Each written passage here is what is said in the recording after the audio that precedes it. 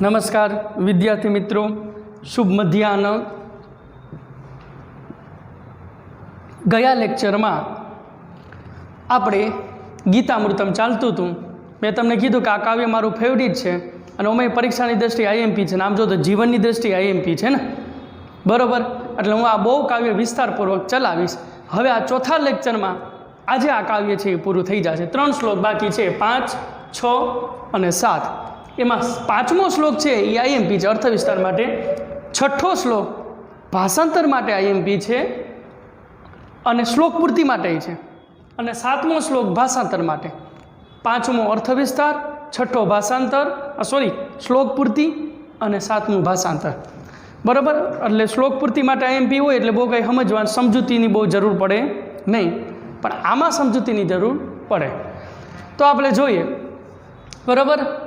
हवे तमे ए काव्य 13 अने पेज नंबर 59, बराबर, अने गीतामृतम आपणे जोयुं के जे श्रीमद भगवद गीतामांथी लेवामां आवेलो छे एना 18 अध्याय अने कुल 700 श्लोक छे, अने ई महाभारतमांथी लेवामां आवेलो छे। एना रचयिता महर्षि वेदव्यास छे, अने महर्षि वेदव्यासे महाभारतना 18 विभाग पड्या। ए 18 विभागने पर्व एवं नाम आप्युं, એટલે नाम पड्युं 18 पर्व। ये 18 पर्वमांथी 10मुं पर्व जेनुं नाम छे भीष्म पर्व। ई भीष्म पर्व में कुरुक्षेत्रना मैदान में कौरव ने पांडवो युद्धनी इच्छाथी ने भेगा थया अने पोताना सगावालाने जोईने अर्जुन युद्ध माटे तैयार नथी थतो, अने अर्जुनने समजाववा माटे भगवाने जे ज्ञान ने उपदेश आप्यो ए अखिल ब्रह्मांड में समग्र विश्व में श्रीमद भगवद गीता तरीके प्रसिद्ध थयो, बराबर। तो गया लेक्चर में आपणे ए चौथो श्लोक जोयो कि श्रद्धावान लभते ज्ञानम, एवं जोयुं ने। ज्ञानम तम संयतेन्द्रियम ज्ञानम लब्ध्वा पराम शांति अचिरेव अधिगच्छति, एवो चौथो श्लोक जोयो। एमां ज्ञाननी प्राप्ति केवी रीते करी शकाय, how to get of the knowledge in teach by Arjun in Kurukshetra in Mahabharata, कि ज्ञान केवी रीते मेळवी शकाय एना 3 तबक्का शीखवाड्या छे। ई जो तमे शीखी जाओ तो तमारुं काम थई जाय। 5मा श्लोक में चतुर्विधाम भजते माम जनाः सुकृतिनो अर्जुन, डनो थी जाए सुकृति न वत्ता अर्जुन। चतुर्विधाम भजते माम जनाः सुकृतिनो अर्जुन, आर्त जिज्ञासु अर्थी ज्ञानी च भरत वर्षभ। 7मा अध्यायनो 16मो श्लोक है। शरूआत अहींथी करो, पेला शब्दार्थ लखी ले अगत्यना।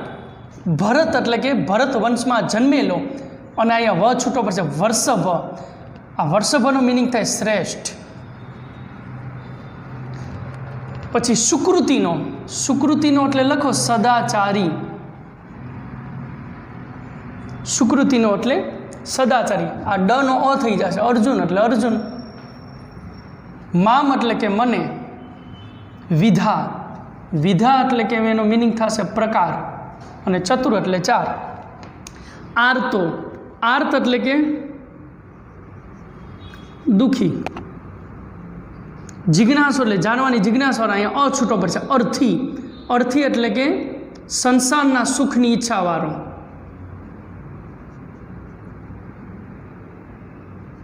अर्थी एटले आम तो पैसा थाय, अने ज्ञानी एटले ज्ञानी।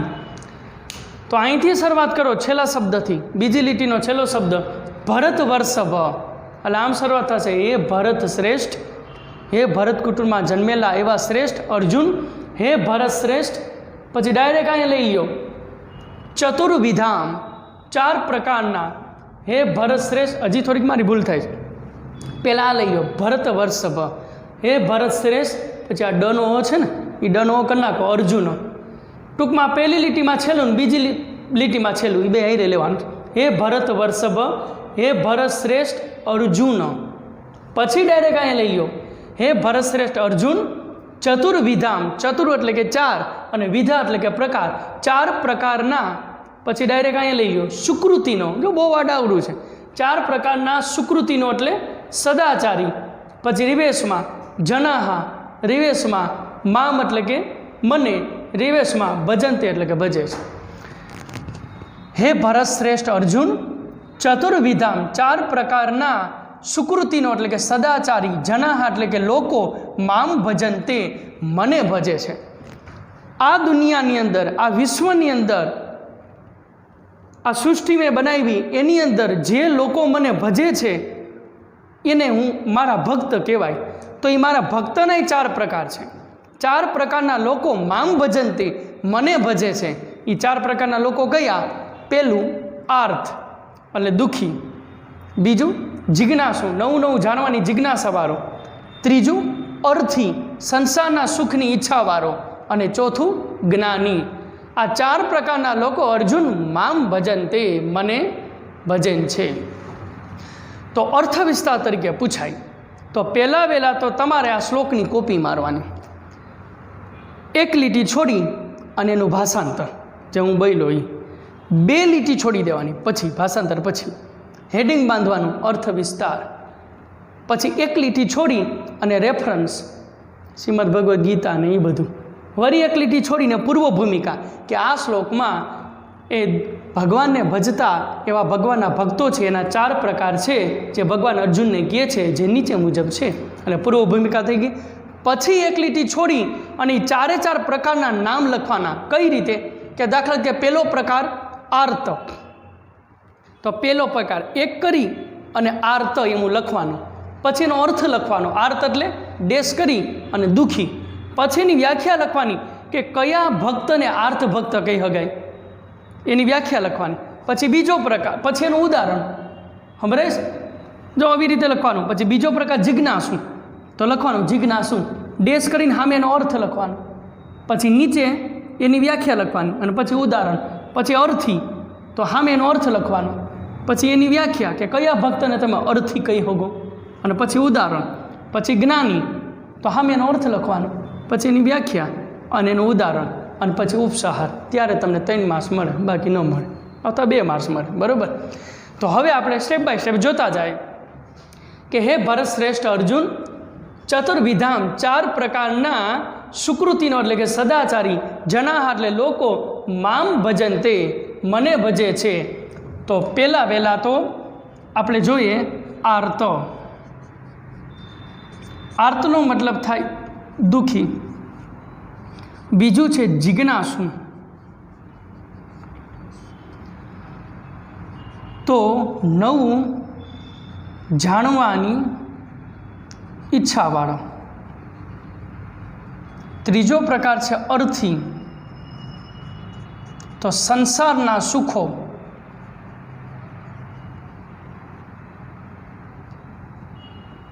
ઈચ્છાવાળો. અને ચોથો પ્રકાર જ્ઞાની, ભગવાનને મેળવવાની ઈચ્છાવાળો. તો પહેલાં તો આર્થ, આપણે અહીંયાથી શરૂઆત કરીએ. આર્થ એટલે કે દુઃખી. તો કયા ભક્તને આર્થ કહી શકાય એની વ્યાખ્યા તો ભાઈ.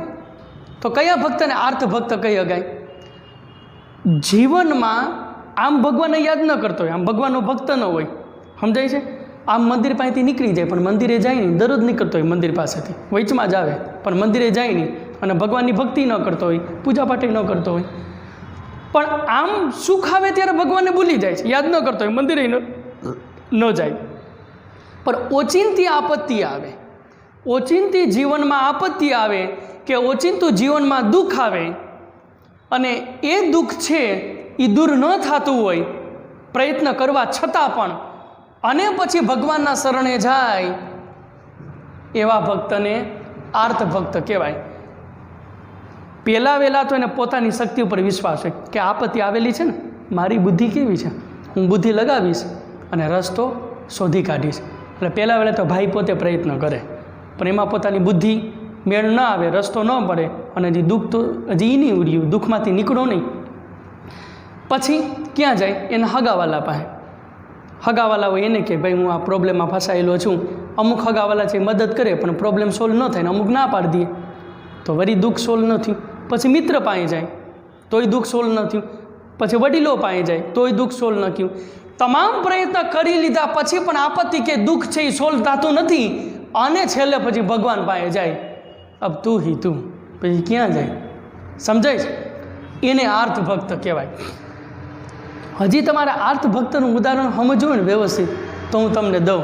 એ તમને વધારે લાગુ પડશે આમાં. તમે અર્ધભક્તમાં જ આવો છો. સાંભળો, આ કયો મહિનો હાલે છે ભાઈ?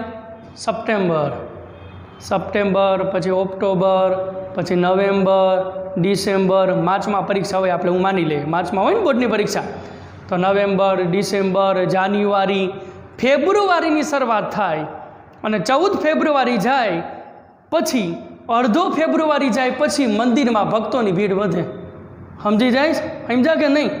કારણ કે ભાઈને ખબર પડી ગઈ કે આખું વર્ષ મેં મહેનત કરી નથી અને હવે લગભગ હું દાંડી મારીશ, એટલે હવે ફેબ્રુઆરી પછી ભગવાનના મંદિરે જાય કે હવે ભગવાન કંઈક ચમત્કાર કરી દે, કંઈક કરી દે, 90% લઈ આવી દે, મેં મહેનત નથી કરી. ચમત્કાર ભગવાન ન કરે, સાંભળી લેજો, ચમત્કાર જાદુગર કરે. તમે જે મહેનત નથી કરી એનું ફળ તમે માગો છો, ક્યાંથી આપે?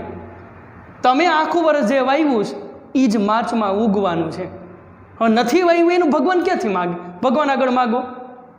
ખેડૂત વાવે પછી ભગવાનને પ્રાર્થના કરે કે સારો એવો પાક દેજે, તો એ મહેનત તો કરે, આખું વર્ષ ઝઝુમે છે એ પાકની પાછળ, રાતદી ઉજાગરા કરે છે, પછી અપેક્ષા રાખીને પ્રાર્થના કરે કે સારો એવો પાક દેજે, બજારમાં સારા ભાવ હોય અને સારા પૈસા આવે અને એ પૈસાનું એ કુટુંબનું ભરણ પોષણ થાય, તો એ વ્યાજબી છે. પણ તમે વાવ્યું જ નથી અને એમ પ્રાર્થના કરો કે સારો એવો પાક, તો સારા પાકમાં કે વાવવું તો પડે ને, વાવ્યું હું તમે ઝીરો.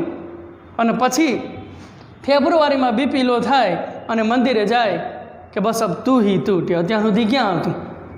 અને પછી ભગવાન એમ કે 90% લઈ આવદે, ચમત્કાર કરી દે, એને આર્થ ભક્ત કહેવાય. બરાબર? ઓચિંતી જીવનમાં આપત્તિ આવે અને એ આપત્તિને દૂર કરવા માટે તમે ભગવાનની ભક્તિ કરો, પૂજાપાઠ કરો. આપણે ઘણીવાર અમુક જો પૂજાપાઠને એવું બધું કરીએ છીએ તો એને આર્થ ભક્ત કહેવાય. હવે એનું ઉદાહરણ તરીકે લેવું હોય તો આ બધું પરીક્ષામાં લખવાનું છો. ઉદાહરણ તરીકે લેવું હોય તો દ્રૌપદી, વ્રજવાસીઓ, ગોકુળના લોકો છે, ગોકુળની પ્રજાએ જ્યારે આપત્તિ આવી ત્યારે કનૈયાને બોલાવ્યો છે અને દૂરે કરી દ્રૌપદી. એનું શ્રેષ્ઠ ઉદાહરણ આમાં લાગુ પડે. દુશાસન વાળ પકડીને ભરી સભામાં દ્રૌપદીને લઈ આવ્યો તો પહેલાં દ્રૌપદીને પોતાની શક્તિ ઉપર અભિમાન હતું કે આ હું મારું ચિરહરણ કરવાનો હતો. દુશાસન પાસેથી હું મારી જાતને છોડાવી લઈશ, મારામાં તાકાત છે. દ્રૌપદીએ પોતાની બધી શક્તિ લગાડી પણ દુશાસનની શક્તિ વધી જતી હતી અને દ્રૌપદી એમ થયું કે હવે મારી શક્તિ કંઈ કામ નહીં આવે. પછી દ્રૌપદીને બીજો વિશ્વાસ કેના ઉપર બેઠો કે મારે ક્યાં ચિંતા કરવાની જરૂર છે? આ રાજસભામાં આટલા બધા વડીલો બેઠા છે ને કંઈ એની નજર સામે અહીંયા બેઠા હોય ને કંઈ મારું અપમાન થાય, મારી આબરૂ લૂંટાય. એટલે પછી વડીલો આગળ ગઈ, દાદા ભીષ્મ, ગુરુ દ્રોણ, કૃપાચાર્ય, ધૃતરાષ્ટ્ર, વિદુર, એના આગળ ગઈ. પણ એ બધાએ નિયમથી બંધાયેલા હતા, બધાએ નીચું મસ્તક કરી નાખ્યું. પછી એને એમ થયું કે આ વડીલોય મને નહીં બચાવી શકે. પછી ત્રીજું, જો ભગવાન ઉપર તો વિશ્વાસ આવતો નથી હોય તો છેલ્લે આવ્યો. આપણું એવું જ ખાતું છે ને. પહેલાં એને પોતાની જાત ઉપર વિશ્વાસ હતો કે હું દુશાસન પાસેથી મારી જાતને હું છોડાવી લઈશ, એ હું મને કરવાનો હતો કાંઈ. પણ દુશાસનની શક્તિ વધવા લાગી અને દ્રૌપદીની શક્તિ ઘટવા લાગી એટલે એને ડર લાગ્યો કે હવે મારે શું કરવું. પછી વરીને વિશ્વાસ જાગ્યો કે આ બધા વડીલો બેઠા, મારે ક્યાં ચિંતા કરવાની જરૂર છે. અને દોડતી વડીલો આગળ ગઈ. વડીલોએ નતમસ્તક કરી નાખ્યું, નીચું માથું કરી નાખ્યું. પછી એને વિશ્વાસ કેના ઉપર બેઠો કે મારે ક્યાં ચિંતા કરવાની જરૂર છે ને કોઈની પાસે જવાની જરૂર છે. આ જગતમાં ન હોય એવા શ્રેષ્ઠ પુરુષ, એવા 5 પુરુષ એની હું પત્ની છું અને એ 5 અહીંયા હાજર છે. એ કોઈ તો કાફી થઈ જાય, એને બોલે 5 હાજર છે, તો મારે ક્યાં કોઈ પાસે સહાયતા લેવાની જરૂર છે? મારા પતિ પાસે જ જાઓ. 5 પતિ આગળ દ્રૌપદી ગઈ પણ 5 પાંડવો જે હારી ગયા હતા અને દુર્યોધનના દાસ બની ગયા હતા અને નતમસ્તક હતા, દ્રૌપદીની સહાય ન કરી શક્યા. અને દ્રૌપદીને ધિક્કાર આવ્યો કે તમારા જેવા 5 પતિને આજ પત્ની થઈને મને ધિક્કાર છે, તમારા બાહુબલને ધિક્કાર છે, તમારી વીરતાને. અર્જુનને કહેવા લાગી તારા ગાંડીવને, ધનુષને ધિક્કાર છે. ભીમને કહેવા લાગી કે તારી ગદાને ધિક્કાર છે. યુધિષ્ઠિરને કહેવા લાગી તારા જ્ઞાનને ધિક્કાર છે. સહદેવને કહેવા લાગી કે તારું આ ભવિષ્યનું જ્ઞાન છે એને ધિક્કાર છે. નકુલને કહેવા લાગી કે તારા સૌંદર્યને ધિક્કાર છે. અને પછી દુશાસન છે એ સાડી ખેંચવા લાગ્યો. દ્રૌપદીને એમ થયું કે મારી લાજ લૂંટાશે. દ્રૌપદીના હાથમાંથી ને સાડી પકડી રાખી હતી, એ છૂટી ગઈ અને દ્રૌપદી શું બોલી? હે કૃષ્ણ, હે કૃષ્ણ. પછી કૃષ્ણને યાદ કરી અને શું બોલી? મહાભારતનો શ્લોક છે, હે દ્વારિકાવાસી ક્વાસી. ક્વાસી એટલે ક્યાં છો? હે દ્વારિકાધીશ તમે ક્યાં છો? કૌરવૈ પરિભૂષિતા નામ કિમ ન જાનાતિ કેશવ. એવું એક મહાભારતમાં આવે શ્લોક છે કે હે દ્વારિકાવાસી ક્વાસી તમે ક્યાં છો? કૌરવૈ પરિભૂષિતા નામ, આ કૌરવો મારી લાજ લૂંટે છે. કિમ ન જાનાતિ કેશવ, શું તમને નથી જાણતા? યુ ડોન્ટ નો, તમે નથી જાણતા? અને પશ્ચિમ દિશામાં પ્રકાશ થયો, ચતુર્ભુજ નારાયણ પ્રગટ થયા, અને સૂર્ય જેમ જમીન ઉપર આવે અને સૂર્ય અમે આપણે આંખ મિલાવી નથી શકતા એવું તેજ પ્રગટ થયું. અને ભગવાને દ્રૌપદીને એટલી સાડી આપી કે દુશાસન સાડી ખેંચતો ખેંચતો થાકી ગયો. બરાબર, કે એ નારી હે યા સાડી કી દુકાન હે, ખબર જ નથી પડતી. બરાબર, તો ઓચિંતી આપત્તિ આવે અને ભગવાનને યાદ કરીએ એને આર્ત એટલે કે દુઃખી, એને આર્ત ભક્ત કહેવાય. બીજા નંબરમાં જિજ્ઞાસુ, નવું નવું જાણવાની જિજ્ઞાસાવાળો. ભગવાન કેવો હોય, એને કેવી રીતે મેળવી શકાય? બરાબર, આ સૃષ્ટિની ઉત્પત્તિ કેવી રીતે થઈ, આવી રીતે એવું તત્વજ્ઞાન, ફિલોસોફી, એવું નવું નવું એ ધર્મનું જ્ઞાન જાણવાની ઈચ્છાવાળો હોય એને જિજ્ઞાસુ ભક્ત કહેવાય. ઉદાહરણ, સુખદેવજી, જનક રાજા. સુખદેવજી એટલે સાક્ષાત શંકર ભગવાનનો અવતાર છે અને મહર્ષિ વેદવ્યાસ એના પુત્ર છે. અને એ સુખદેવજીએ તો પરીક્ષિતને શ્રીમદ ભાગવત ભણાવ્યું.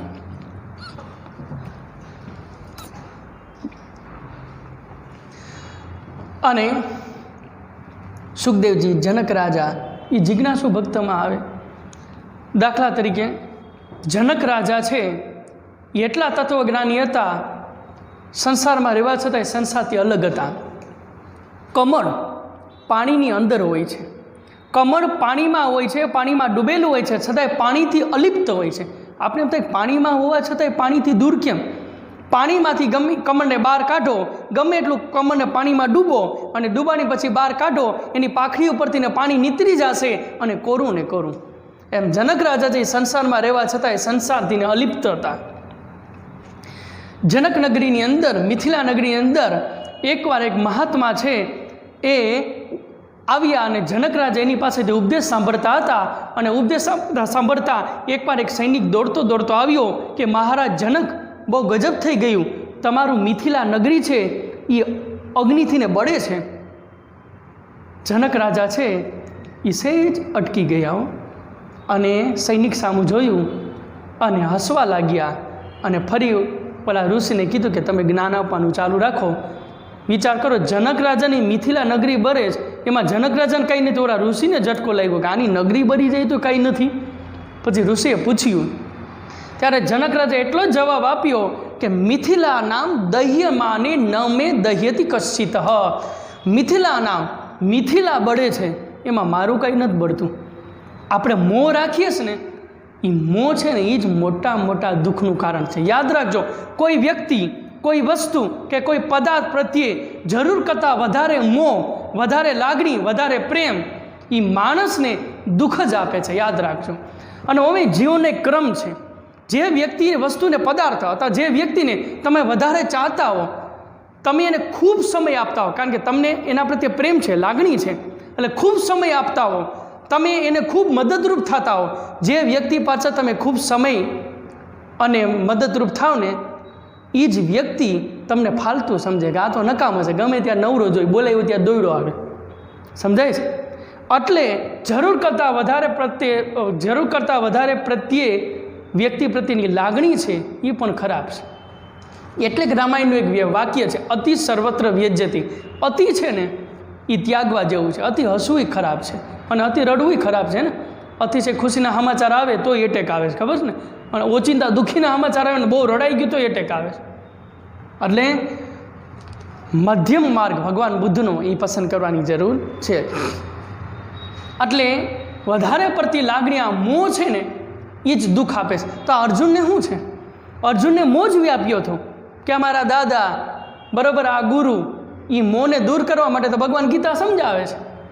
એટલે એને એમ કીધું કે જનક રાજાએ એમ કીધું કે મિથિલાયામામ, મિથિલા બળે છે, એમાં મારું કાંઈ બળતું નથી. વધારે પડતી અપેક્ષા અને દુઃખ છે ને, વધારે પડતી અપેક્ષા એ દુઃખનું કારણ છે. પોતાના સ્વજનો પ્રત્યે તમે વધારે અપેક્ષા રાખો ને, એ જ દુઃખનું કારણ છે. કારણ કે તકલીફ આપણા લોકો જ દે છે. આપણે એમ હોય કે પારકો દે, પારકા નહીં, પહેલાં આપણા પહેલાં હોય, સમજાય છે? આપણા લોકો જ દે છે. પણ વધારે પડતી અપેક્ષા ન રાખો ને તો તકલીફ છે એ ઓછી થઈ જાય. ઉમ્મીદ એટલે કે અપેક્ષા. કંઈક ગુલઝાર બહુ ગઝલકાર છે ને બહુ મસ્ત લખ્યું છે કે તકલીફે યુ હી કમ હો ગઈ, તકલીફે ઓટોમેટિક કમ થઈ ગઈ, અપનો સે ઉમ્મીદે કમ હો ગઈ. ઉમ્મીદ એટલે કે અપેક્ષા, ઈચ્છા. જેટલી વધારે પડતી અપેક્ષા રાખશો અને એ અપેક્ષા પ્રમાણે સામેવાળો વ્યક્તિ છે એ આપણી એ વર્તન નહીં કરે એટલે આપણી લાગણીને ઠેસ પહોંચશે, અને ઠેસ એટલે કે દુઃખનું કારણ. તકલીફે યુ હી કમ હો ગઈ, અપનો સે ઉમ્મીદે કમ હો ગઈ. તકલીફ ઓટોમેટિક ઓછી થઈ ગઈ. અપનો સે ઉમ્મીદે એટલે આપણા લોકો હતા ને એના પ્રત્યેની ઉમ્મીદ એટલે અપેક્ષા કે આને આમ કરવું જ જોઈએ. હવે ન કરે તમને દુઃખ થાય ને, પણ એ અપેક્ષા રાખવી શું કામ જોઈએ? તમે તમારી ડ્યુટી નિભાવો મિત્રો. હું એક કોઈક પિતાનો દીકરો છું તો મારી દીકરા તરીકે હું ફરજ છે નહીં, એ મારા પિતા છે એની ફરજમાં ના આવે, પણ એ તમે બીજાની ફરજ ન લ્યો. હું એક પિતાનો દીકરો છું તો મારી દીકરા તરીકેની ફરજ હું એક નાના ભાઈનો ભાઈ છું તો મારા મોટા ભાઈ તરીકેની ફરજ હું એક માનો દીકરો છું તો મારી ફરજ હું એક બેનનો ભાઈ છું મારી ફરજ હું એક મિત્રનો મિત્ર છું તો મારી ફરજ હું એક પત્નીનો પતિ છું મારી ફરજ હું એક પ્રેમિકાનો પ્રેમી છું તો મારી ફરજ તમે પોતાની ફરજ પ્રત્યે વફાદારીઓ, બીજાની બસ એ મારો મિત્ર છે એને આમ ન કરવું જોઈએ, એની ફરજમાં ના આવે, પણ તારી ફરજમાં શું આવે? તે શું કર્યું? તો રામ એમ કહેત ને કે દશરથ મારા પિતા છે એની ફરજમાં કાંઈ નહીં, મને 14 વર્ષ વનવાસ. પણ નહીં, હું એક દીકરો છું એક પિતાનો, મારી ફરજ શું આવે? પિતાને ધર્મ સંકટમાં ન મૂકવા જોઈએ. પિતા કહે એની પહેલાં રામ વનવાસ વહી ગયા, એને આદર્શ દીકરો કહેવાય, ઉત્તમ દીકરો કહેવાય. સમજાય છે? પિતાના મનની ઈચ્છા જાણી અને પિતા કહે એની પહેલાં કાર્ય કરી નાખે એને શ્રેષ્ઠ દીકરો કહેવાય. પિતા કહે પછી કાર્ય કરે એને મધ્યમ દીકરો કહેવાય. હવે વિચાર કરો, તમારા પિતા કહે અને તમે કરો ને તોય પિતાને આનંદ આવે કે મારો દીકરો તો હું કહું ને એ કરી નાખે, તો વગર પિતા કહે પહેલાં કરી નાખો તેને કેવો આનંદ આવે? તો પિતાના મનની ઈચ્છા જાણી અને પિતા કહે એની પહેલાં કાર્ય કરી નાખે એને ઉત્તમ દીકરો કહેવાય. પિતા કહે અને પછી કરે એને મધ્યમ દીકરો કહેવાય. ને પછી સમજી જાજો, પિતા કહે ને પછી નકટો થઈને ન કરે એને પછી દીકરો ન કહેવાય ને, તો દીપડો આવે ને પછી એ કોઈ નંબર જ ના આવે. પણ જનક રાજા મિથિલા બળેસામાં મારું કાંઈ બળતું નથી, તો આવા જિજ્ઞાસુ ભક્તો કહેવાય. અર્થી સંસારના સુખની ઈચ્છાવાળો, સંસારના સુખ એટલે આ દુનિયાના સુખ. ઘણીવાર પૈસા મેળવવા માટે આપણે લક્ષ્મીની ઉપાસના કરીએ, લક્ષ્મીજીના મંત્ર બોલીએ, એનો પાઠ કરીએ છીએ, બરાબર? તો પૈસા, બંગલો, ગાડી, લાડી એટલે પત્ની, હો ભાઈ, અને એ મેળવવા માટેના પ્રયોગો છે. જો ઘણીવાર ઉંમર લાયક કોઈને લગ્ન ન થયા હોય તો ગોરબાપા એમ કે આટલું વિધાન કરો, આટલા પાઠ કરો અને થઈ જાય, લ્યો. સમજાય છે? તો એનું કાયદેસર મંત્ર છે. સુલક્ષણા સુંદર પત્ની મેળવવા માટે, સારો એવો વર મેળવવા માટેના મંત્ર છે, સારી એવી પત્ની મેળવવા માટેના મંત્ર છે, બરાબર? પણ હું તમને અત્યારે નહીં શીખડાવું.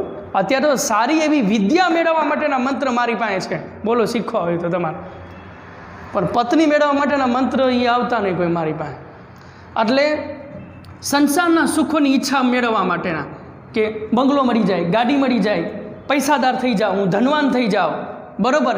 સંસારનું સુખ મને મળે, સંસારમાં મારી ક્રેડિટ, મારી કીર્તિ છે એ ફેલાઈ જાય, આ બધા સંસારના સુખો છે. મારી વાવા થાય.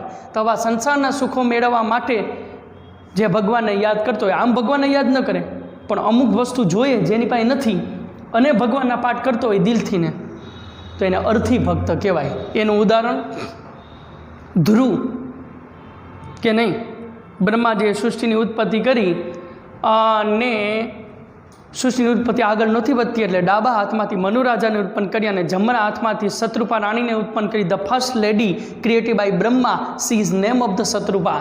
પહેલાં વેલી સ્ત્રીનું સર્જન થયું હોય આ ધરતી પર તો શત્રુપા રાણી. અને મનુરાજા અને શત્રુપા રાણીના લગ્ન કરાવ્યા અને મૈથુનની સૃષ્ટિનો પ્રારંભ થયો અને મનુરાજા અને શત્રુપા રાણીથી 5 સંતાનો થયા, 3 દીકરી અને 2 દીકરા, આકુતિ, દેવુતિ ને પ્રસૂતિ. 3 દીકરી પ્રિયવત અને ઉત્તાનપાદ, 2 દીકરાઓ થયા. એમાં ઉત્તાનપાદ છે એ સુનીતિ ને સુરુચિ એવી 2 પત્ની હતી. એમાં સુનીતિથી ને જે દીકરો થયો એનું નામ ધ્રુવ. એ ધ્રુવે વિચાર કરો રાજ્ય મેળવવા માટે થઈ અને 6 મહિના તપ કર્યું. કારણ કે ઉત્તાનપાદે બીજી રાણી સાથે લગ્ન કર્યા હતા, સુરુચિ. અને ધ્રુવે એમ કીધું કે મારે આ રાજગાદી ઉપર બેસવું છે. અને ઉત્તાનપાદની બીજી પત્ની હતી એટલે ધ્રુવની બીજી માતા, સોતેલી માતા, એને એમ કીધું કે તારે આ રાજ્ય, તારે તારા પિતાના ખોળામાં બેસવું હોય અને આ રાજ્યનો અધિકાર જોતો હોય તો જંગલમાં જા, તપ કર, તારું આ દેહને પાડી નાખ અને મરી જા. અને મારા કોખેથી જન્મ લે તો તું આ તારા પિતાના ખોળામાં બેસી શકીશ અને આ રાજ્યનો ભાગીદાર બની શકીશ. વિચાર કરો, એક નાનકડા બાળકને એક આવું કહેવાય કે મરી જા. પણ નાનકડા બાળક એકવાર કીધું તપ કરવાનું અને બાળક એકવાર જીદ લે પછી પુરુષ. તમને ખબર છે આ જગતમાં 4 પ્રકારની હઠ હોય. રાજહઠ, રાજા એકવાર જીદ લે કામ કરવું એટલે પુરુષ પછી એ કરીને જ પાય. પછી બીજું બાળહઠ, બાળક એકવાર જીદ કરે કે આ રમકડું જોઈએ પછી તૂટેલું હોય, ખરાબ હોય, પણ છતાંય તમે એને નવું લઈ આવીને દેહો ને છતાં એને ઓલું જ જોતું હોય એટલે બાળહઠ. એની આગળ આપણું કાંઈ હાલે નહીં. ત્રીજું યોગી હઠ, યોગી એટલે સંન્યાસી, એકવાર એ જીદ લઈ લે પછી પુરુષ. 3 હઠ થઈ અને ચોથી સમજી જાજો સ્ત્રી હઠ. આ 4 હઠ છે ને એનાથી ને વધારે આ ચોથી બહુ જબરી છો. સ્ત્રી હઠમાં તો બધાય ફસાઈ જાય. એકવાર માગણી કરી પછી પૂરું છે. આર્યપુત્ર આ સોનાનું હરણ છે મારે જોઈએ જ. વિચાર કરો, રામે દોડવા માંડ્યા ને ભગવાને દોડે છે. એવું કહેવાય નહીં. આ તો એક હસવાની વાત છે. ભગવાન માફ કરે આપને કે રામાયણ ને મહાભારતનું સર્જન ક્યાંથી થયું? સ્ત્રીથી થયું. સીતાજી એમ ન કીધું કે આ હરણ છે એ મારે જોઈએ છે, તમે લઈ આવો. તો રામ હરણની પાછળ ન જાત, એની પાછળ લક્ષ્મણ ન જાત અને પાછળથી રાવણ આવીને સીતાનું હરણ ન થાત તો રામાયણ ક્યાંથી થાત? તો રામાયણ થવાનું કારણ સીતા, સ્ત્રી આવ્યું. મહાભારત થવાનું કારણ અત્યારે તો સ્ત્રી જ છે, એવું બોલાય નહીં મારાથી. મહાભારત થવાનું કારણ દ્રૌપદી. રાજસુ યજ્ઞ કર્યો પાંડવોએ અને ઇન્દ્રપ્રસ્થ નામની નગરી વસાવી અને એવી અદ્ભુત નગરી વસાવી કે પાણી હોય ત્યાં ચાલવાનું હોય, જમીન, અને જમીન હોય ત્યાં પાણી હોય. અને દુર્યોધનને એમ કે અહીંયા પાણી છે અને જમીન હોય ત્યાં પાણી હતું ખરેખર. જમીન ઉપર ચાલવા ગયો અને પાણીમાં ખાબો ગયો અને દ્રૌપદી ખડખડાટ હસી ઉઠી. હસિયા નહીં આવતી તો વાંધો નહીં, પણ પછી વાણી કાબૂમાં ન રહ્યો કે કાકા ધૃતરાષ્ટ્ર તો આંધ્રા છે, એને તો નથી દેખાતું, પણ આને નહીં દેખાતું હોય પછી આંધ્રાના તો આંધ્રા જ હોય ને. આટલું દ્રૌપદી બોલી કે આંધ્રાના તો આંધ્રા જ હોય. અને દુર્યોધન જો અહીંયા દ્રૌપદીનું અપમાન કરી નાખ્યો જ ને તો મહાભારત ન થાત. પણ અપમાનનો ઘૂંટડો એ અંદર ઉતારી ગયો અને વેત આવે એટલે બદલો લઈ લો અને ત્યાંથી મહાભારત શરૂ થયો. વિચાર કરો, દ્રૌપદીના એક વાક્યથી આ બધાને ક્યાં ભેગા કર્યા? કુરુક્ષેત્રના મેદાનમાં. વિચાર કરો તો કારણ દ્રૌપદી. એટલે બોલવામાં બહુ ધ્યાન રાખવું છે. પ્રવિચાર્યમ ઉત્તરમ દેમ, આપણે આગળ ભણી ગયા, બરાબર વિચારીને ઉત્તર આપવો જોઈએ, ક્યારેય અચાનક ન બોલવું જોઈએ.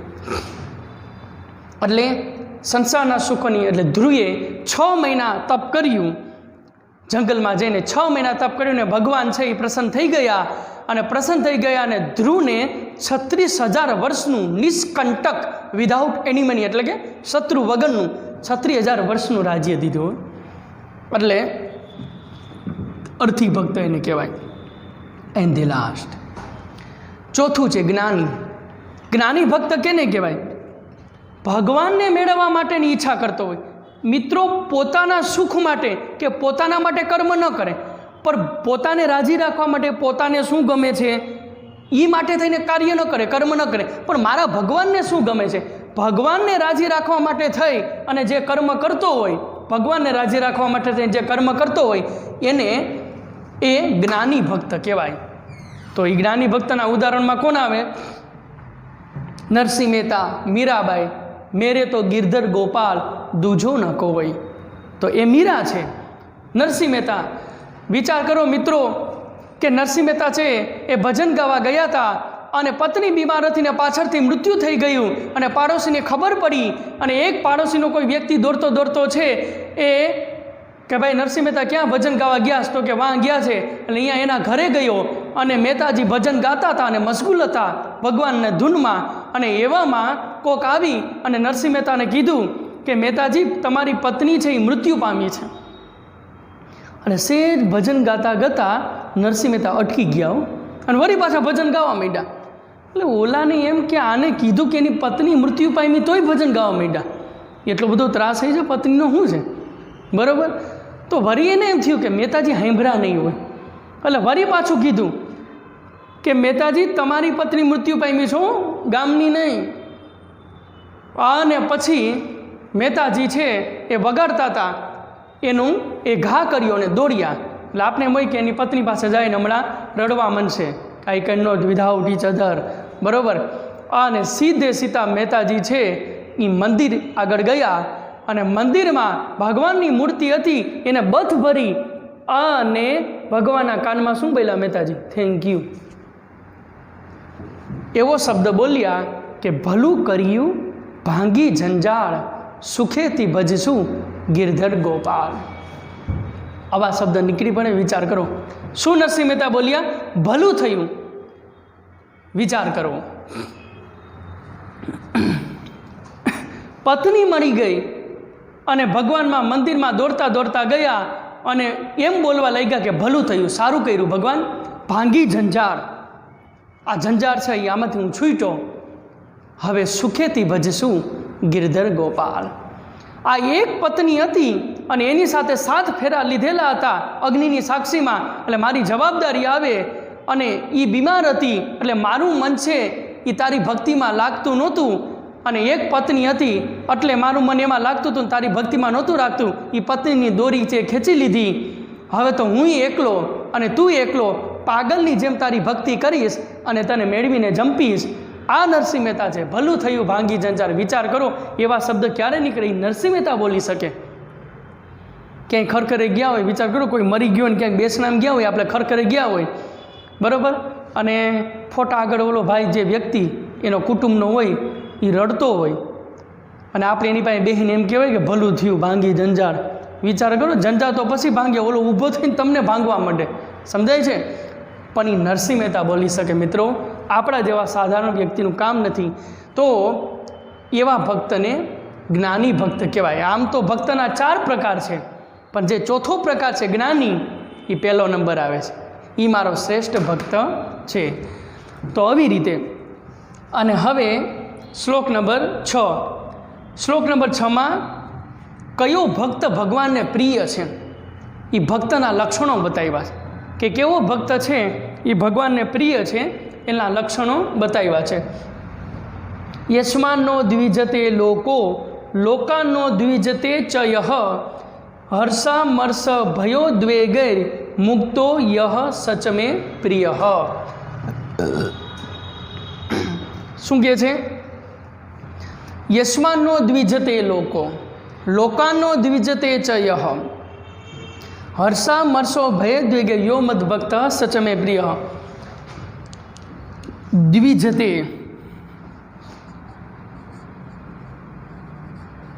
દ્વિજતેના ઘણા મિનિંગ થાય, પણ આપણે એના અનેક મિનિંગ થાય. દ્વિજતે એટલે ગભરાવવું, તો ડરવું, અથવા તો ઉદ્વેગ.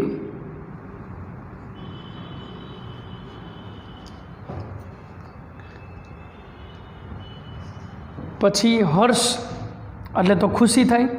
અમર્ષ અહીંયા અછૂટો પડશે.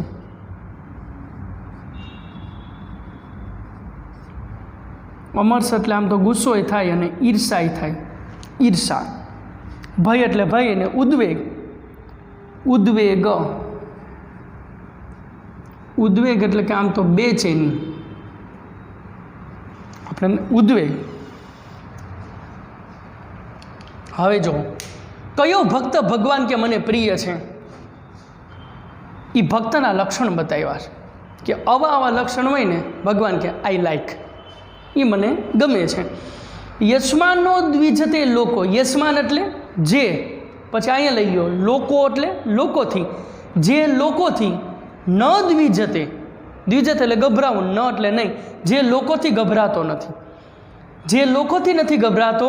અને હવે ઊંધું લઈ લ્યો લોકાન ન દ્વિજતે ચ યહ, જે લોકોથી નથી ગભરાતો અને લોકાન એટલે કે લોકો છે એનાથી નથી ગભરાતા, જે લોકોથી નથી ગભરાતો અને લોકો એનાથી નથી ગભરાતા, જે લોકોથી ડરતો નથી લોકો એનાથી નથી ડરતા.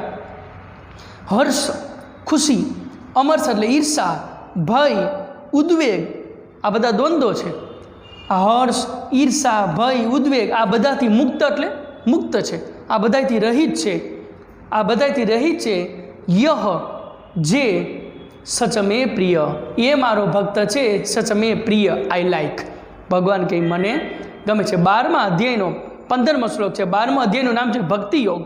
યસ્માનો દ્વિજતે લોકો લોકાનો દ્વિજતે ચ યહ હર્ષામર્ષ ભય દ્વેગેર્યો મદભક્ત સચ મે પ્રિય. આ શ્લોકનું શ્લોક પૂર્તિ માટે અગત્યનું છે. લખ નાખજો અહીંયા શ્લોક પૂર્તિ, ઉપરના શ્લોકમાં લખ નાખજો અર્થ વિસ્તાર. બરાબર. જે લોકોથી નથી ગભરાતો, કારણ કે જેને ભગવાન ઉપર વિશ્વાસ હોય એ કેનાથી ગભરાય, અને લોકો એનાથી નથી ગભરાતા. જે ભગવાનના શરણે આવેલો હોય એ લોકોને હેરાન કરે તો પછી લોકોને ગભરાવાની શું જરૂર હોય. હર્ષ, અમર્ષ, કોઈ ઈર્ષા કરે, કોઈ સુખી આપે, 1000 માણસની મેદની હોય અને એનું સન્માન કર્યું તો એને ખુશ ન થાય, 1000 માણસની મેદનીમાં એનું ભયંકર અપમાન કર્યું તો એને દુઃખ ન થાય. આમ સુખ દુઃખ, લાભ હાનિ, જય પરાજય, માન અપમાન આ બધું એને માટે સમાન હોય.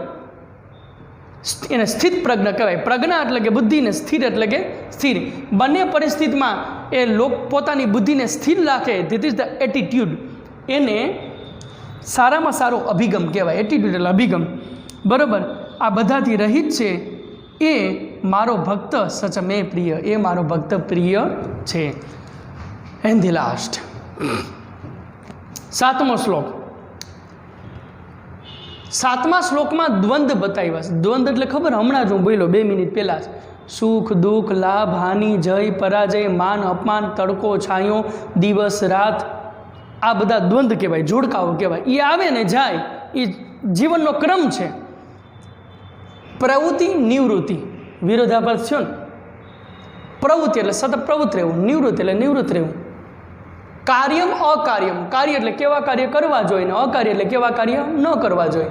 ભય અભય, ભય એટલે ડરવું જોઈએ, એ જરૂરી છે જીવનમાં, અને અભય એટલે નિડરતા, એ જરૂરી છે. બંધન એટલે જકડી રાખવું, અને મોક્ષ એટલે કે મુક્ત. યો વેતિ, વેતિ એટલે કે લખો,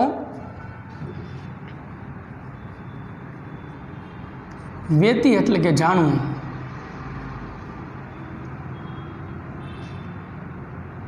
બાકી તો કાંઈ શબ્દ બહુ અગત્યના છે ને. યો વેતિ, જે આને જાણે છે, સા બુદ્ધિ, એવા પ્રકારની બુદ્ધિ છે. હે પાર્થ, હે અર્જુન, કેવી બુદ્ધિ છે? સાત્વિક બુદ્ધિ છે. સાત્વિક બુદ્ધિનું લક્ષણ બતાવ્યું છે કે સાત્વિક બુદ્ધિ કેને કહેવાય. તો સમજીએ કે પ્રવૃત્તિ નિવૃત્તિ બે જોડકા લેતા જાય.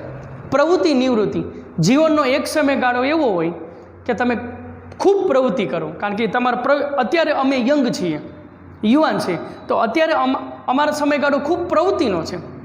અત્યારે અમે ઘરે બેસીએ એ સારું ન લાગે. આ તો બરાબર, હમણાં બેહવું જ પડશે, ક્યાં જવું. પણ અત્યારે અમે યુવાન છીએ તો અત્યારે અમારે પ્રવૃત્તિ કરવી જોઈએ, પૈસા કમાવા જોઈએ, હાર્ડવર્ક કરવું જોઈએ. અત્યારે અમે ઘરે બેસીએ એ સારા ન લાગે. પણ ક્યાં સુધી ભાઈ આમનામ કર્યા રાખશું? એક દી તો અમે વૃદ્ધ થશું, પછી ભણાવ્યા રાખીએ તો પછી નવાને કોકને ચાન્સ તો દેવો પડે ને, કારણ કે એને આપણે નડતા હોય કે હવે આ જાય તો સારું. તો ત્યારે અમારી ઉંમર થઈ ગઈ હોય ને ત્યારે અમે પ્રવૃત્તિ કરીએ એ સારા ન લાગીએ, ત્યારે પછી ઘરે બેસાય તો ત્યારે નિવૃત્તિ સારી લાગે. તો એમ જીવનમાં પ્રવૃત્તિ જરૂરી છે અને નિવૃત્તિ પણ જરૂરી છે. કાર્યમ, કાર્યમ એટલે કેવા કાર્ય કરવા જોઈએ, એ શુડ બી ડન, એ ખબર હોવી જોઈએ આપણે. અને અછૂટો પાડો અકાર્ય, કેવા કાર્ય ન કરવા જોઈએ, હું તો કહું એ પહેલાં ખબર હોવી જોઈએ. કારણ કે કેવા કાર્ય કરવા જોઈએ એના કરતાં જે કાર્ય નથી કરવાના ને એ કાર્ય આપણે પહેલાં કરીએ છીએ. એટલે એના કરતાં જે કાર્ય નથી કરવાના ને એ જાણી લ્યો, બાકી વૈધાઈ તો કરવાના જ છે. એટલે કેવા કાર્ય કરવા જોઈએ અને અકાર્ય એટલે કેવા કાર્ય ન કરવા જોઈએ, it should be not done. બરાબર, એની સમજ હોવી જોઈએ. ભય, ડરવું જરૂરી છે ને ભાઈ જીવનમાં, એ ડર જરૂરી છે, એ ઘણું બધું ઉપયોગી થાય છે. અને અભય, ક્યારેક નિડરતા જરૂરી છે. હાવ ડરપો કે પછી ન મેળાવે, એટલે અભય એટલે કે નિડરતા. બંધન, એવા કર્મ ન કરો કે આપણે કર્મ કરીએ અને આપણે જ એમાં ફસાઈ ગયા. આપણા કર્મ કેવા છે ખબર છે? હું તમને ઉદાહરણ આપું. આપણે કર્મ કરીએ ને આપણા કર્મમાં આપણે જ ફસાઈ જાય, બીજો કોઈ નથી ફસાવતો આપણે, આપણે જ ફસાઈ જાય. દુઃખ આવ્યું, લ્યો ભગવાને દુઃખ દીધું, ભગવાને નથી દુઃખ દીધું, તારા કર્મ એવા હતા ને એટલે દુઃખ દીધું. સમગ્ર માનવ જાતના અત્યારે કર્મ ખરાબ થઈ ગયા છે, એટલે કુદરતે આ કોરોનાની મહામારી છે આવી પડી. આ સમગ્ર માનવ જાતને એક કુદરતે એક હાઇલાઇટ આપી છે અને એક ઇશારો કર્યો છે કે આટલી વાર લાગશે. સમજાય છે? એટલે બંધન, આપણા કર્મ કેવા છે કે ઓલા કરોડિયા જેવા છે. તમને ખબર છે? કરોડિયો છે એ પોતાની લાળ ગ્રંથિ, કરોડિયો છે ને એના મોઢામાં એ લાળ ઝરતી હોય, લાળ ગ્રંથિ હોય, અને એના મોઢામાં લાળ આમ ઝરતી હોય, એ લાળ ગ્રંથિ દ્વારા કરોડિયો પોતાના માટે માળો બનાવે. તો કરોડિયો છે એ પોતાના લાળ ગ્રંથિ દ્વારા પોતાને રહેવા માટે માળો બનાવે છે, ઘર બનાવે છે. ઘર તો બની લીધું, ઘરની અંદર વહી ગયો, પછી કરોડિયાને ખબર નથી કે દરવાજો ક્યાં છે. કરોડિયાએ પોતાને બનાવવા માટેનું ઘર પોતે જ બનાવ્યું અને એમાં પોતે જ ફસાઈ ગયો. એમ આપણે કર્મ કરીએ છીએ અને એ કર્મમાં આપણે જ ફસાઈ જાય છે. એટલે એવા કર્મ ન કરો જે કર્મ છે આપણે ટચ કરે એટલે આપણે ફસાઈ જાય એમ. એટલે એને બંધન. એવા કર્મ ન કરો, પણ કેવા કર્મ કરો? મોક્ષ. એવા કર્મ કરો કે આપણે કર્મ કરીએ છતાં પણ ફસાય નહીં. ઉદાહરણ કમળ, મેં હમણાં જ દીધું. કમળને પાણીમાં ગમે એટલું ઝબરશો, પણ નદીના પાણીમાંથી એને બહાર કાઢશો તો કમળની પાંખડી ઉપરથી પાણી નીતરી જશે અને એ કોરું ને કોરું. કમળ છે એ પાણીમાં રહેવા છતાંય પાણીથી દૂર છે. એમ સંસારમાં રહ્યો, કર્મ કરો, પણ એ કર્મથી તમને ટચ કરવા ન જોઈએ. અહીંયા મુક્તિનો માર્ગ મળી જાય છે. તો મોક્ષ, બંધન અને મોક્ષ. બરાબર, આ જાણે યો વેતી, જેને આ જાણે છે એવી બુદ્ધિ છે હે પાર્થ. કેવી બુદ્ધિ છે? સાત્વિક બુદ્ધિ છે. 3 પ્રકારની બુદ્ધિ હોય મિત્રો. આમ તો 3 પ્રકારના અહંકાર હોય.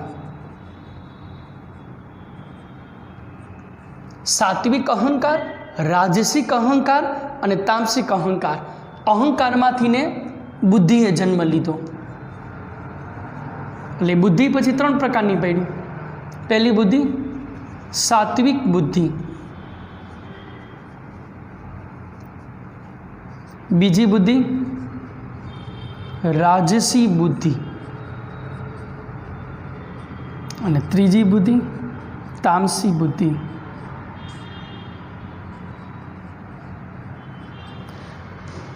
સાત્વિક બુદ્ધિ કેને કહેવાય? બુદ્ધિના 3 પ્રકાર હોય. યાદ રાખજો, હજુ હું તમને ડિટેલમાં સમજાવું કે 3 પ્રકારના ગુણ હોય. એ આ માણસની અંદર હોય, ઇવન પશુ પંખીની અંદર હોય, અને ઇવન ભગવાનની અંદર હોય. કયા ગુણ? સત્વગુણ, રજોગુણ અને તમોગુણ. સત્વગુણ, એ 3 ગુણો હોય. બરાબર, યાદ રાખજો, 3 ગુણ હોય.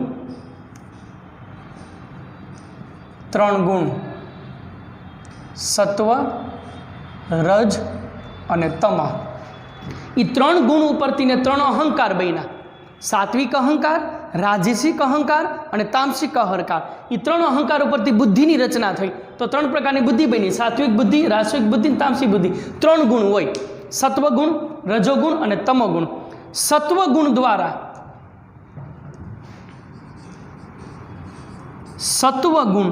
દ્વારા બ્રહ્માજી સૃષ્ટિની ઉત્પત્તિ કરે. સત્વગુણ છે જે અતિશય સારા ગુણ હોય, સજ્જન હોય, ભગવાનનો ભક્ત હોય. બરાબર, અને ઉત્પત્તિ જેનામાં હોય એને સત્વગુણ કહેવાય. સત્વગુણ દ્વારા બ્રહ્માજી સૃષ્ટિની ઉત્પત્તિ કરે છે.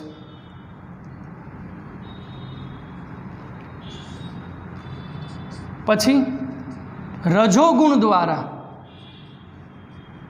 ભગવાન વિષ્ણુ સૃષ્ટિનું સંચાલન કરે છે. રજોગુણ છે ને, ત્રણેય ગુણ બધાયમાં હોય મારા ને તમારામાં, પણ વધતા ઓછા હોય. જેનામાં સત્વગુણ વધારે છે એનામાં રજોગુણ ને તમોગુણ ઓછા છે. હશે નહીં એમ નહીં, ઓછા છે. તેવો વ્યક્તિ કેવો હોય છે? સત્વગુણ વધારે હોય, એ સારો માણસ હશે, સજ્જન હશે, ભગવાનનો ભક્ત હશે, સાચા રસ્તે હાલવાવાળો હોય છે. તો એમાં રજોગુણ ને તમોગુણ ઓછા છે ખરી. પછી જેનામાં રજોગુણ વધારે હોય એવો વ્યક્તિ કેવો હોય છે? નેતાગીરી, હેડલિંગ. એને ગમે કામ હોપવામાં આવે ને તો એ મારું કરી નાખે, લીડરશીપ, એટલે સંચાલન થયું ને. તો રજોગુણ દ્વારા ભગવાન વિષ્ણુ સૃષ્ટિનું સંચાલન કરે છે. એટલે રજોગુણ થયા તો એની અંદર સત્વગુણ ને તમોગુણ ઓછા હોય અને રજોગુણ વધારે હોય. અને હવે આવ્યો ત્રીજો, તમોગુણ. તમોગુણ દ્વારા ભગવાન શંકર, શિવ એ સૃષ્ટિનો નાશ કરે છે. વિચાર કરો. અને જેનામાં તમોગુણ વધારે હોય, જે અતિશય ગુસ્સાવાર હોય, તો એનામાં સત્વગુણ ને રજોગુણ હોય પણ ઓછા હોય. તો તમોગુણ હોય એ સૃષ્ટિનો નાશ કરે. તો થઈ ગયા કે નહીં? બ્રહ્મા, વિષ્ણુ, મહેશ. સત્વગુણ દ્વારા બ્રહ્મા સૃષ્ટિની ઉત્પત્તિ કરે, રજોગુણ દ્વારા વિષ્ણુ સૃષ્ટિનું સંચાલન કરે, તમોગુણ દ્વારા શિવ સૃષ્ટિનો નાશ કરે.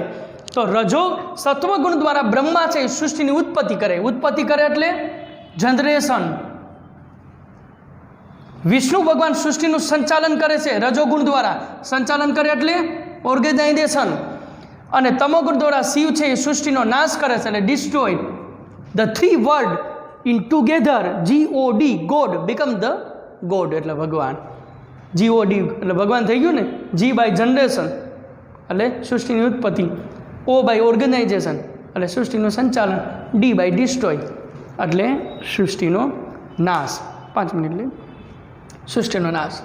તો આવી રીતે આ પ્રવૃત્તિ, નિવૃત્તિ, કાર્ય, અકાર્ય, તો 3 પ્રકારની બુદ્ધિ હોય. સાત્વિક બુદ્ધિ, રાસિક બુદ્ધિ ને તામસિક બુદ્ધિ. તો સાત્વિક બુદ્ધિ કેને કહેવાય? એ આપણે ભણી ગયા કે પ્રવૃત્તિ, નિવૃત્તિ, કાર્ય, અકાર્ય, ભય, અભય, બંધન અને મોક્ષ, જેને સારી રીતે જાણે છે એવી બુદ્ધિને શું કહેવાય? સાત્વિક બુદ્ધિ કહેવાય. પ્રવૃત્તિ, નિવૃત્તિ, કાર્ય, અકાર્ય, ભય, અભય, બંધન અને મોક્ષ, જેને સારી રીતે જાણે છે એને સાત્વિક બુદ્ધિ કહેવાય.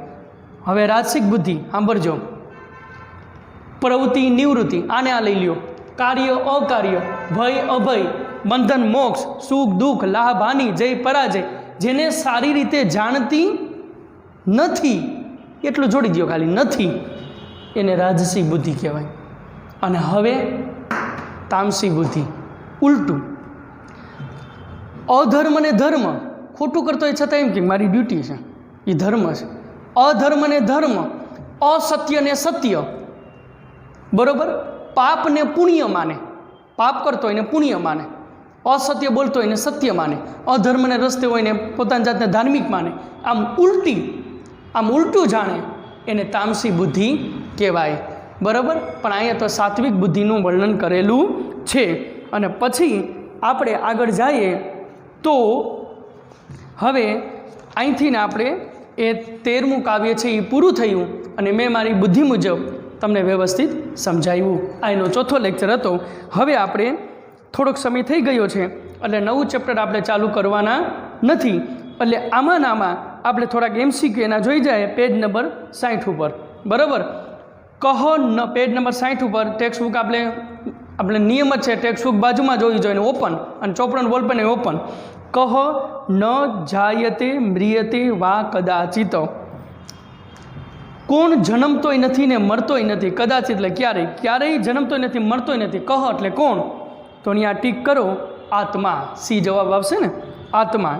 એ મરતોય નથી ને જન્મતોય નથી. આપણે પેલો શ્લોક છે ને, ન જાયતે મ્રિયતે વા કદાચિત નાયમ ભૂતવા વા ન ભૂય અજહ નિત્ય શાશ્વત અયમ પુરાણો ન હન્યતે હન્યમાને શરીરે. આખો શ્લોક છે. પછી કશ્ય મૃત્યુ ધ્રુવ, કેનું મૃત્યુ ચોક્કસ છે, નક્કી છે. કેનું મૃત્યુ નક્કી છે? જન્મેલાનું. આપણે બીજો શ્લોક, જન્મો છે મરવા માટે, જન્મો છે મર્યો છે જન્મવા માટે, જાતશ્રેયી ધ્રુવો મૃત્યુમ મૃત્યુમ ધ્રુવમ જાતઃ તસ્માદ અપર્યાય ન તમ શોચિતુમ અર્હતિ. તો અહીંયા જવાબ આવશે બી, જાતસ્ય એટલે જન્મેલાનું. તમને વિસ્તારપૂર્વક જવાબ આપું, બરાબર. પછી ત્રીજો પ્રશ્ન, કસ્મિન અર્થત્વમ ન શોચિતુમ અર્હતિ. કઈ બાબતમાં તારે દુઃખ કરવું નહીં? તો અહીંયા અપરિહાય આવશે, પર્યાય નહીં. પર્યાય એટલે કે ટાળી શકાય એવું, પણ અપર્યાય એટલે કે ટાળી ન શકાય એવું, જે આપણા હાથમાં નથી. આપણા હાથમાં હોય અને આપણે ધારીએ તો કરી શકતા હોય, અને ધારીએ તો પરિણામમાં ફેરફાર આવે, અને આપણે ન કરી શક્યા આળસને કારણે, અને પછી આપણા જીવનમાં દુઃખ આવ્યું અને તમે દુઃખી થાઓ અને દુઃખ વ્યક્ત કરો તો એ વ્યાજબી છે, કારણ કે આપણા હાથમાં હતું અને આપણે કર્યું નહીં. પણ આપણા હાથમાં જ નથી. શું નથી? જન્મ અને મૃત્યુ. તો પછી એનું દુઃખ કરવું એ યોગ્ય નથી. એટલે અપર્યાય અહીંયા ટીક કરજો, ટાળી ન શકાય એવું. કસ્મિન સંગ તે સંગ ન સ્યાત. કયા સંગમાં તારો સંગ ન હોવો જોઈએ? અકર્મણી. ભગવાન કહે છે ને મેં તને ફળનો ત્યાગ કરવાનું કીધું, કર્મનો નહીં. કર્મ તો તું કરી જ, એટલે અકર્મણી, કર્મ ન કરવામાં તારો સાથ ન હોવો જોઈએ. જ્ઞાનમ ક લભતે. જ્ઞાન કેવી રીતે મળે છે? તો કે શ્રદ્ધાવાન. Very most important part in get by knowledge, the part of the faith. Faith એટલે કે શ્રદ્ધા દ્વારા જ્ઞાનની પ્રાપ્તિ થાય છે. કતિ વિધાહ ભક્તાહ ભવંતી. કેટલા પ્રકારના ભક્તો મને ભજે છે? ચતુર્વિધા, 4 પ્રકારના ભક્તો મને ભજે છે. હવે બીજો પ્રશ્ન, સંસ્કૃતમાં જવાબ આપો. હું જે જવાબ બોલું એરો કરીને સામે લખવાના છો. પ્રશ્નની સામે ટેક્સ્ટ બુકમાં પેજ નંબર 61 ઉપર બીજો પ્રશ્ન, બીજા પ્રશ્નનો પહેલો, એની સામે એરો કરીને હું જે બોલું એ લખવાનું છે. પ્રશ્ન શું છે? અજહ નિત્ય શાશ્વત પુરાણ કહ. અમર છે એ, નિત્ય કાયમી છે, શાશ્વત રહેવાવાળો છે, જૂનો છે, એ કોણ છે? ડેશ કરીને લખો આત્મા. એરો કરીને ત્યાં ડેશ કરીને લખો આત્મા. બીજો પ્રશ્ન, મૃતસ્ય કિમ ધ્રુવમ. જન્મેલાનું શું નિશ્ચિત છે? શું નિશ્ચિત છે? એરો કરીને લખો જાતસ્ય. એટલે સોરી મારી ભૂલ થઈ. મૃતસ્ય કિમ ધ્રુવમ, મરેલાનું શું નિશ્ચિત છે? તો જાતસ્ય એટલે કે જન્મ. કસ્મિન તે અધિકાર અસ્તિ. કેમાં તારો અધિકાર છે? ત્યાં લખો એરો કરીને કર્મણે વાધિકારસ્તે. ત્રીજો શ્લોક છે ને, ત્રીજા શ્લોકની પહેલી લીટીની અડધી લીટી, કર્મણે વાધિકારસ્તે. બરાબર, એટલું લખ નાખો એરો કરીને. કર્મણે વાધિકારસ્તે, કર્મણી એવ તવ અધિકારસ્તે. ચોથો શ્લોક, ચોથો પ્રશ્ન, કદા શાંતિમ અધિગચ્છતિ. ક્યારે શાંતિ પ્રાપ્ત થાય છે માણસને? ક્યારે શાંતિ પ્રાપ્ત થાય છે? એરો કરીને લખો શ્રદ્ધાવાન. ત્યાં એરો કરી અને લખો શ્રદ્ધાવાન. અને પાંચમો પ્રશ્ન, ક ભક્ત ભગવત પ્રિય. કયો ભક્ત છે એ ભગવાનને પ્રિય છે? કયો ભક્ત છે ભગવાનને પ્રિય છે? હવે એ પાંચમો પ્રશ્ન છે ને, કયો ભક્ત ભગવાનને પ્રિય છે, એમાં ડાયરેક્ટ એરો કરીને લખ નાખો કે શ્લોક નંબર 6. છઠ્ઠા શ્લોકની કોપી મારજો. અહીંયા આખો શ્લોક ન લખાય, ત્યાં લખ નાખો શ્લોક નંબર 6.